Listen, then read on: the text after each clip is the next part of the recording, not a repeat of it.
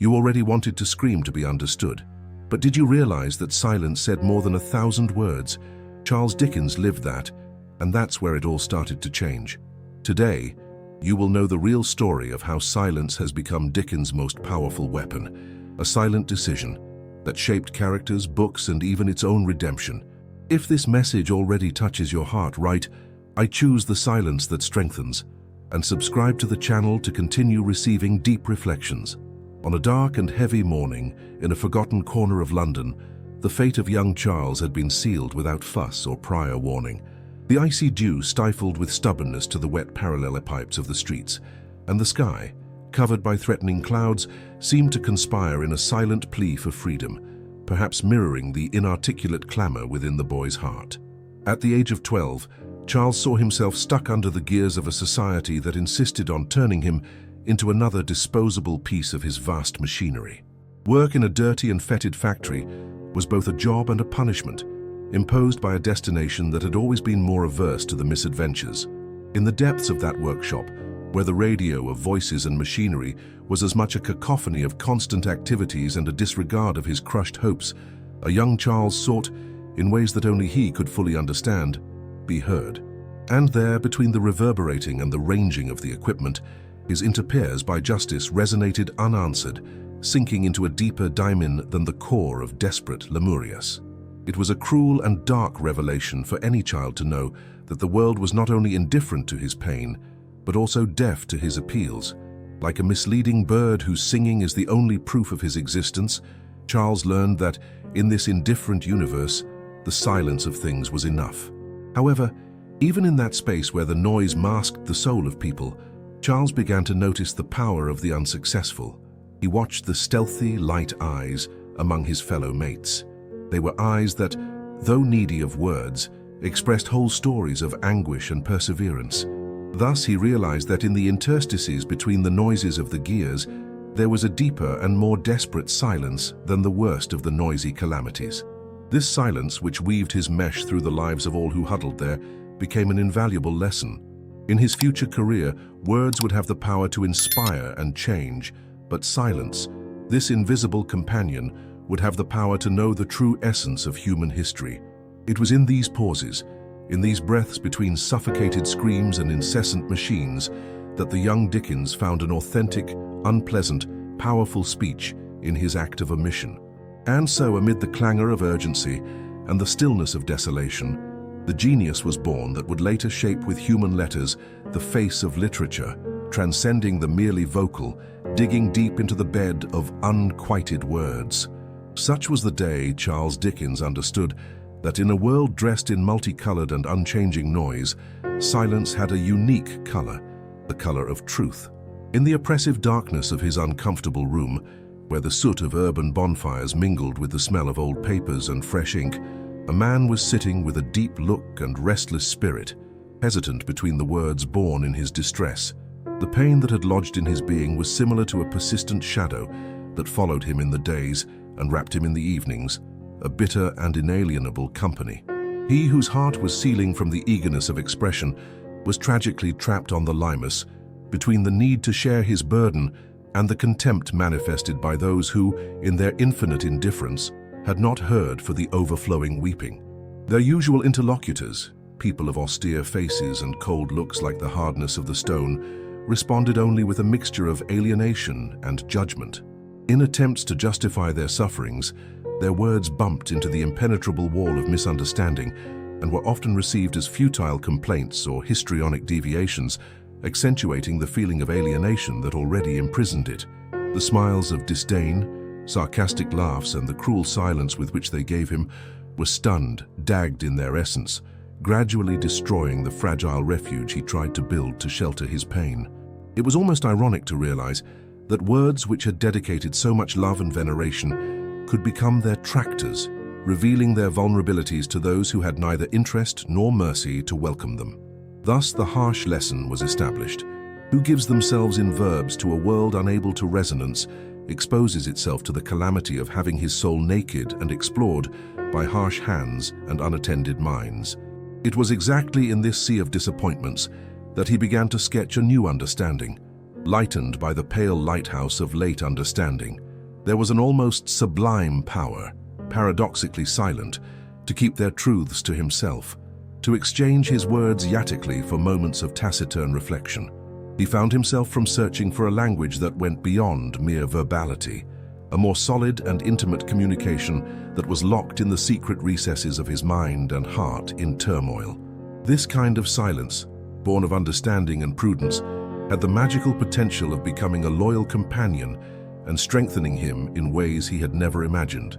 In the warehousing of the noise and mismatches of the world that surrounded him, he found in silence an unexpected ally, cultivating an intrinsic serenity that began to dispel the mist of pain that until then blinded him. It was a silence that, far from empty, began to fill his soul with new forms of understanding and peace. It was a particularly bright day on the stoned streets of the old London, where the sharp cold seemed to whisper secrets of past times intertwined in the folds of the passers-by jackets that moved diligently over the wet asphalt. But that day, there was something more that was insinuated beyond daily life, a silent revolution fermented inside the chest of a young man whose journey had hitherto been marked by uncertainties and concerns. While the carriages were thundering in the stones, raising dense mist vapors, Charles Dickens, even younger and no less curious, was involved in that silence offered. It was not just a silence of non-spoken words, but a kind of protective cloak that damages the rude noises of the world and revealed a subtle symphony that only attentive ears could hear. Failing to beg for never coming, Charles launched himself in a different orbit, where introspection became not a prison, but a discovery portal. The house, although full of confusing voices and expectations, was now revealed in its complexities and secrets. Each corner, each fold of the faded fabric of a furniture, told a story that the noise of conversations had never perceived it. He spent his days like this, silent as a spectator in an invisible theater, where the play was everyday life, the entrepreneurs of trivial smiles, deaf tears, shared silences, and avoided eyes. In the past days, the city streets, once an indistinct tangle of faces and voices, began to dispose of individuals with unique stories, each face a book in itself, each look a window to a heart. The rude merchant around the corner was now a man with lost dreams, the flower saleswoman a monument to the resilience of beauty in the midst of decay. As reality unfolded before his new eyes, he noticed the textures of suffering and the nuances of human joy, contrasts that once mixed in an indistinct blonde to a young man eager for belonging. And it was in this involuntary recollection that Dickens's soul began distilling those prose experiences. The silence offered by its isolation was no longer a void to be filled, but a creative space, where seeds of ideas, planted without fuss, germinated and grew. Thus, silence, with its silent and infinite majesty, became his shield, defending him from the turmoil and disorder, opening passage to a world of imagination where each character and each scenario would emerge vivid and true. Finally, the city resounded in a regular compass, as if it even respected the new coexistence pact that Dickens had made with silence. That same silence that, in a paradoxical symphony, raised him from a passive observer, the chronicler of the human heart, marking the undisputed beginning of what would become the stories that would delight generations. The gas lamps of the city, with their trembling flames, thrown whimsical shadows on the wearing panel of the sidewalk, while Dickens, now a mature man, with a vast experience in the riot and the penuries of life, walked under the mantle of a dark and rainy London. The moisture not only intoxicated the air, but he was embodied in the souls of those who dared to roam his streets on such funestry nights. The event that unfolded within the illuminated room of one of the most famous clubs of nights of the time was about to form a culmination in Dickens' life, although he was not yet aware of it. The hall, full of cigar smoke, zombia of conversations that alluded to business and frivolities of men who dressed their pretensions and tie-pins as an insignia of honor, instigated by an invisible but palpable animosity, a gentleman in high position, whose fortune was surpassed only by the breadth of his ego, he rose dramatically, his vest gleaming mercilessly in the light of the candles.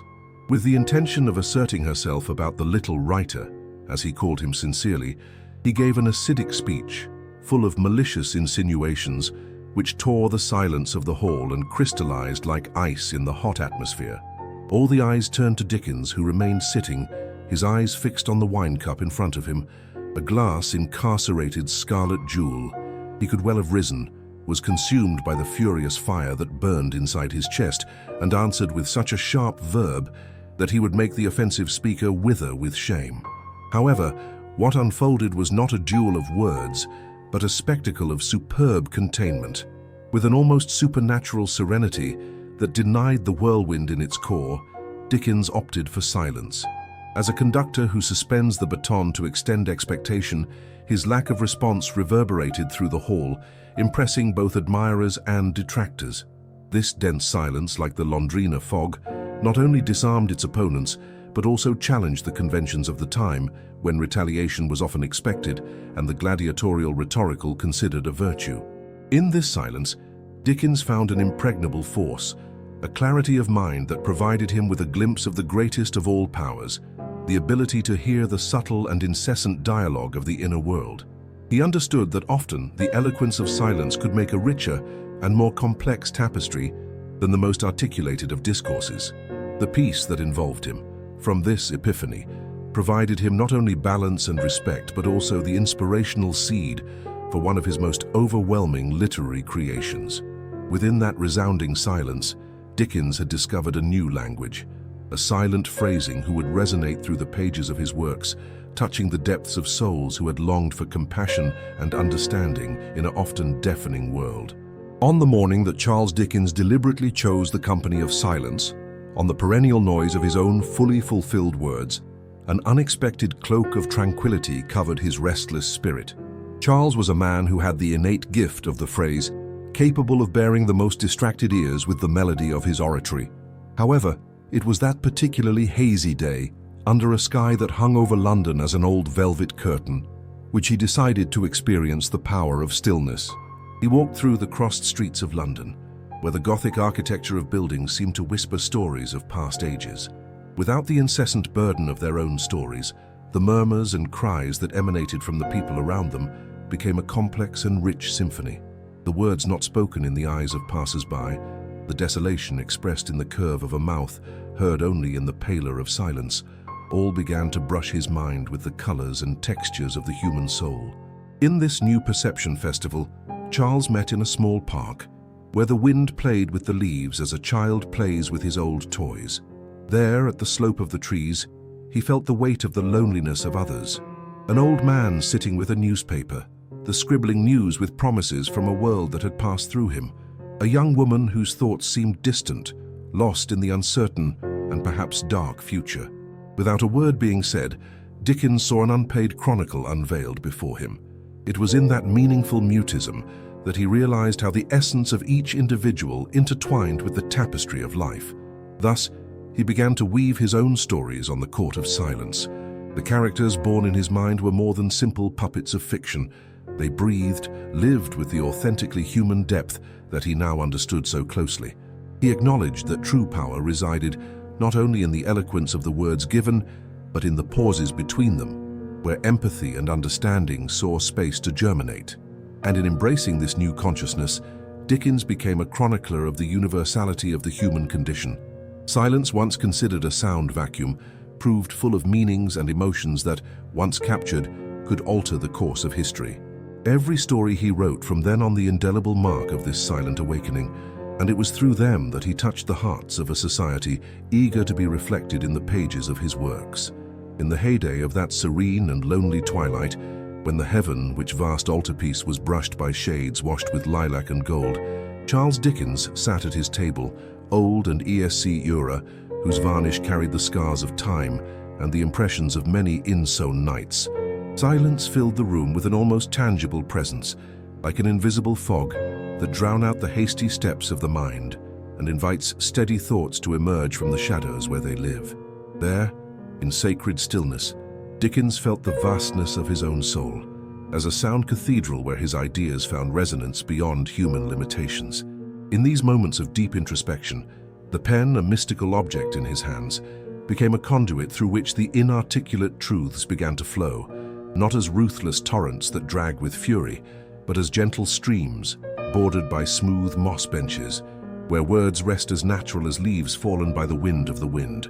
Each letter danced on the paper, composing a silent and majestic ballet, his pace determined by a song that only he seemed to hear, a symphony of the spirit that vibrated with the solemn serenity of the cosmos.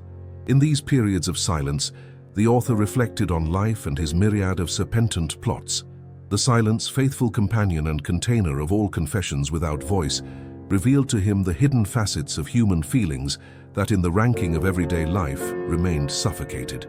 From him old memories, visions of witnessed injustices, hope of redemption, and the indelible courage of the helpless materialize as ghosts around the room, whispering their stories to the attentive listener who longed to give them life. It was through this pact with stillness that Dickens extracted the nectar from each experience, distilling it into universal truths that later offered the world in lyrics full of fervor and compassion. Thus, the silence surrounding his nightly vigils was not a vacuum, but a rich and intricate tapestry of infinite possibilities, every wire and not yet counted tale expecting to be fabric in the plot of its creation. The warmth of a lamp, the only eyewitness of this eloquent soliloquy between the writer and his craft, created a halo of faltering light that reflected, in oscillating shadows, the intimate theater of genius in full pregnancy. There was nothing trivial in such stillness. It was loaded with expectation, as the moment before the revelation of a great mystery, full of the promising energy of a dawn that does not strive to appear but inevitably will be dangled with renewed splendor. In the midst of this vault of serene silence, Dickens discovered not only the strength of his literary voice, but also the transcendental power that can exist when words, born in stillness, echo with the honesty of the soul. Thus, the world in all its fragility and glory was captured page to page in the silent crucible of creation. On a day when London was wrapped in an opaque mist, which was grinded by the alleys and clung to the passers-by clothes as a tireless intruder, the great storyteller Charles Dickens found himself in an unusual state of contemplation. Navigating through his office, he looked out of the blurred window, where glimpses of urban movement only flashed in clarity fragments before being absorbed again by the grey cloak. Dickens's mind, usually seething with the voices and dexes of his many characters, was surprisingly silent that day. It was not the kind of restless, anxious silence that occasionally infiltrates creative minds, but something wider and deeper. It was a silence that required not to be barred, but welcomed with reverence. He seized his being as a welcoming shadow, a necessary break in the cacophony of life and art. For weeks, he had been the target of criticism, often malicious and moved by envy, disguised as literary judgments. There were those who pointed their words like arrows, seeking to penetrate the core of their narratives, hoping to extract there some scandalous shine. Others, secretly waiting for a stumble of a giant, would cast their accusations as stones, hoping that their light would somehow be obscured. But at that time in particular, as he watched the shadow and light dance through the window, Dickens glimpsed a new understanding. Silence, previously underestimated in its arsenal of answers, now emerged as a formidable ally. It would no longer be a slave to justify each action, every choice, every written word. He understood that the value of his stories, as well as his own dignity, did not depend on the multiple voices that sought to corrupt him. He then glimpsed a principle that shone with the tenacity of a hidden diamond under tons of earth. Silence as a form of discernment. It was he, silent and constant, that would allow the truth to stand out from the error, and that the useful criticism flourish in the midst of the weeds of the victory. So that silence became a refined filter, separating the weighted from the trivial, the beneficial from the harmful. Through this new prism, he divided his interlocutors, those who sought understanding and sincere engagement, those who just wanted to spit poison and turn on vanity bonfires. Silence, he concluded, was not only an absence of sound, but the majestic presence of serenity and strength, revolutionizing human interactions more than many could understand. Dickens remembered the river outside his youth, its calm and deep waters flowing unhurriedly, without haste to respond to each fallen leaf over its surface. So he would, he thought, a calm and wise chain, choosing where to spend his strength and when to simply slide into a contemplative silence. It was this day, wrapped in serenity and fog, that changed not only the life of a writer, but also opened doors to a world where silence designated new rules of interaction, where history found a place to be heard, not by the strength of many words, but by the power of eloquent silence. In the tumultuous streets of London, under the sky perpetually covered by clouds similar to heavy curtains of a dark theatre, Charles Dickens walked with steps that resonated in the damp cobblestone. It was one of these days that the city seemed to whisper old secrets to those who were willing to hear. In the vastness of the outside world, he became a passive observer, plunging deeper and deeper into the recesses of his own melancholy. A melancholy, it must be said, that it could swallow the soul of not accustomed to its cold hug. Dickens had the extraordinary dowry to perceive the invisible, to understand the words that were not said, the muffled laments for years of indifference and suffering. It was as if the stones of the streets, every brick of the old buildings, muttered stories of human tragedies to him, but to transform these whispers into words that would illuminate the heart of humanity, he first had to learn to silence the inner storms that roar within himself. At dawn lonely, Dickens's pen moved firmly about the role, but it was not the pen he created but the silence he had managed to build within him that allowed the revelations. It was in this silence that the writer crossed the threshold between passive listening and hearing him deep. He realized that his own inner screams, his pain and anxieties, were but echoes of the lives of those he wished to illuminate with his prose.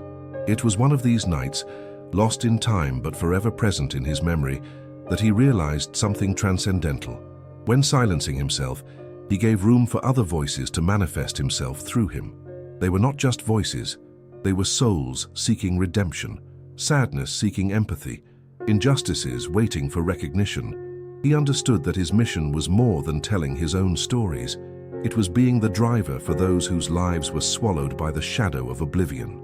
Dickens realized that literature, in essence, was a perpetual echo of the hearts that throbbed the margin of society.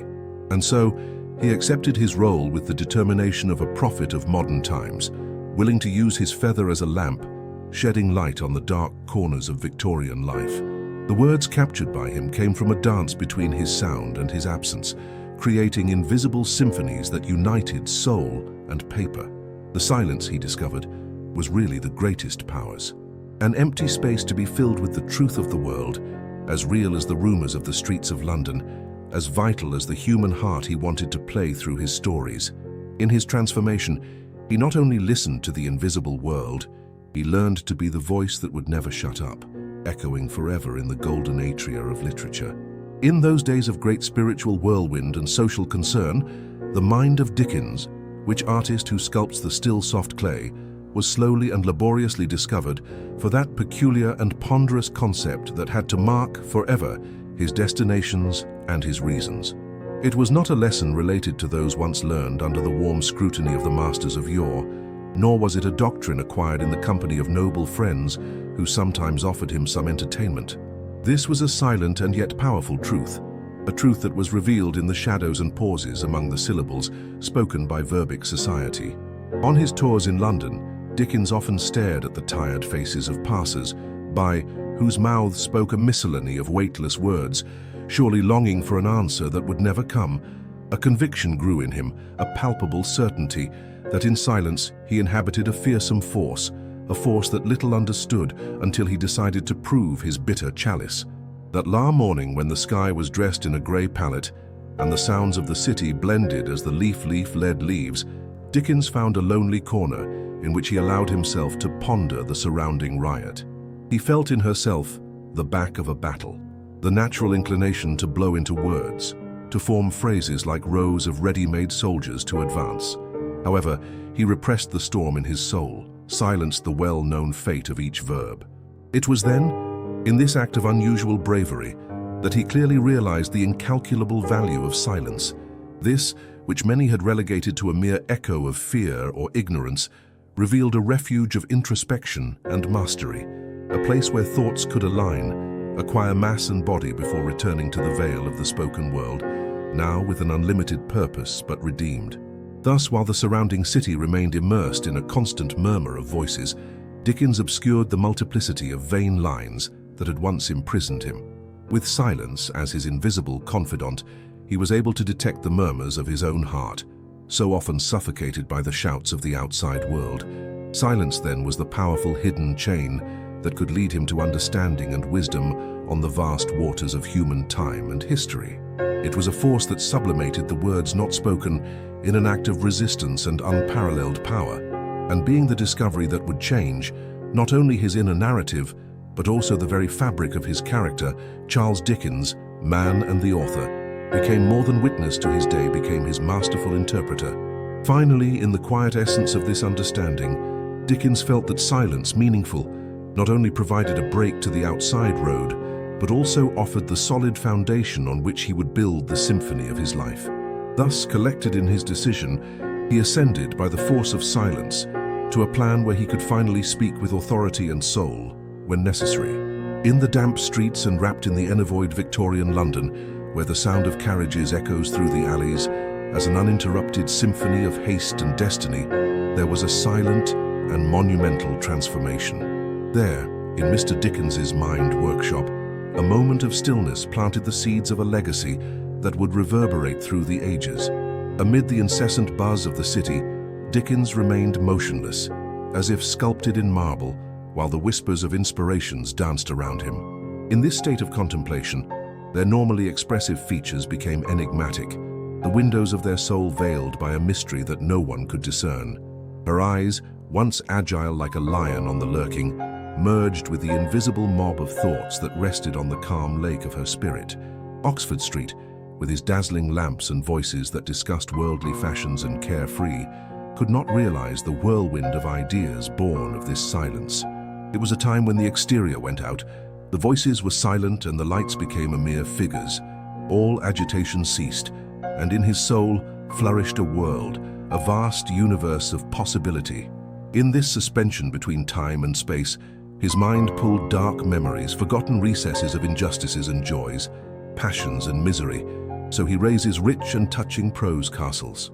The dark shadows of poverty waved alongside the sumptuous banquets of high society, all waiting to be brought to life by the famous words of Mr. Dickens, who still rested not said at the artistic dawn of his mind. It was as if still the world of misleading ornamentation, raising the truth of every everyday scene to the writer's eyes, giving him an unveiled view that deciphered the hidden codes in the face of humanity.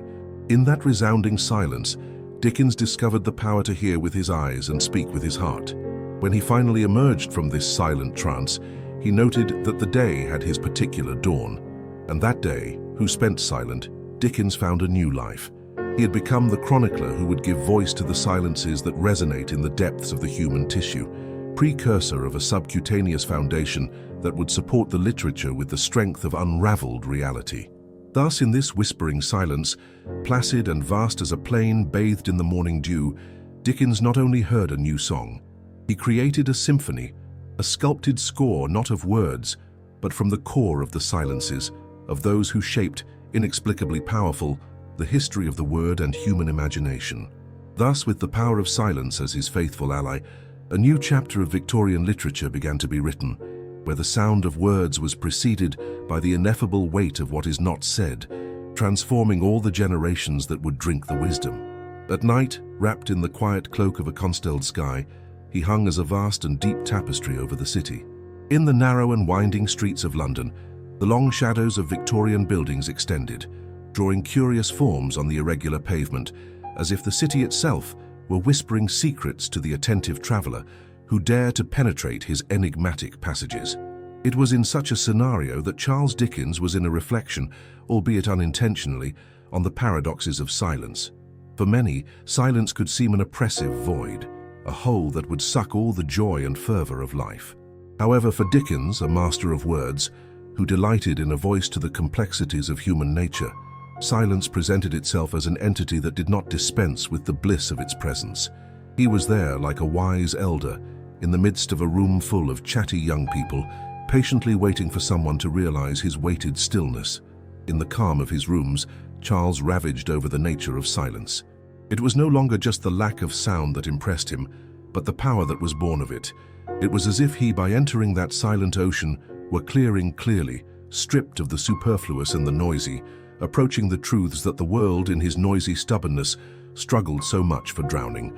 The city, with its merchants and its hasty passers-by, had a way to stifle introspection, replacing it with an unmelodious avalanche of incessant activities and noises. He remembered the Thames River, which ran firmly and undisturbed, oblivious to chaos on its banks. How many times, on the edge of its placid waters, had not been involved in almost transcendental tranquility? He watched the boats that passed and left ephemeral waves on the surface, soon scattered, like the human problems that once faced with courage, soon dissipated in nothing. There was the true strength of silence, in the ability to resist the weather, to absorb the impact without permanent damage. But the moment of greatest revelation came to him on a particularly calm night, when the streets rested under the complicit gaze of the moon. As he walked through one of these alleys, he found an erect and haughty beggar, whose eyes spoke deep truths that did not need to be sunk into words.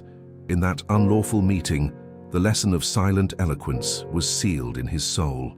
It was the look of that forgotten man, immersed in his own silence, who had unveiled the unfathomable strength of stillness, a force that was not in the vibrant echo of the shouted words, but in the serene resilience of a spirit that, when shutting, heard the universe. Thus Dickens learned that in the kingdom of human emotions, silence was not antithesis, but the bridge for understanding, like a lonely candle that could illuminate the darkest recesses of the human heart. And it was through this discovery that he found not only strength but a renewed purpose. Writing, not to fill the world with more sounds, but to bring, through subtlety and reflective pause, the peace that his words intended so much to achieve. It was a cloudy day in London, that city that boiled with the incessant inquiries of its succumb to the sound of the carriages that ran over the pavement and the sellers shouting their goods with rough voices. At the heart of this urban buzz, he resided a man named Elijah, whose fortune is not mediated by currencies or properties, but by a treasure of unwrit words and thoughts preserved in the sacred stillness of his consciousness.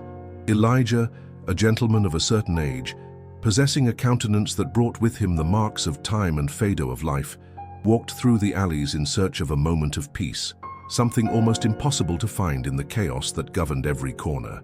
He brought with him the wisdom of the silent observer, the one who perceives the dance between sound and stillness, between the storm and the calm refuge of the soul. Upon arriving at the edge of the Thames, where the lagging river was lazy, soaked in his clumsy majesty, Elijah paused. The sky above, dyed with a pale grey, seemed to share from his burden, as if he understood that incessant search for meaning. He then solemnly declared to himself, as a jury muttered by the heart, "I choose the silence that strengthens." That inner cry, a more powerful whisper than any proclaimed arenga in a public square, had the power to resonate in his soul, like the bells of an invisible cathedral gently waking up to dawn. The silence, perceived not as an absence of sound, but as an intimate and powerful presence, filled it with stillness that transcended the shrill noise of the city. Elias contemplated the river, Test Munhando haunted like their waters, Siamesia in the flow and reflux, mirrored that rare balance between movement and calm. It also reflected on the invisible truth that resonated between the lines of each silence chosen. In his meetings with the vicissitudes of life, Elijah had discovered that deliberate silence had the power to change the course of hearts and minds, turning destinations with the subtlety of a wind that dances over a field of wheat, guiding his trajectory invisibly. At that solemn moment on the edge of the Tamisa, he understood that the true triumph was to choose the stillness he nourishes, the deep breath that we abound before the agitation of the world, like a tree that is rooted to resist the coming storm. Thus, at this very moment, Elijah embraced the silence that not only strengthened his story, but also became the measure by which his soul serenely navigates the uncertain seas of tomorrow.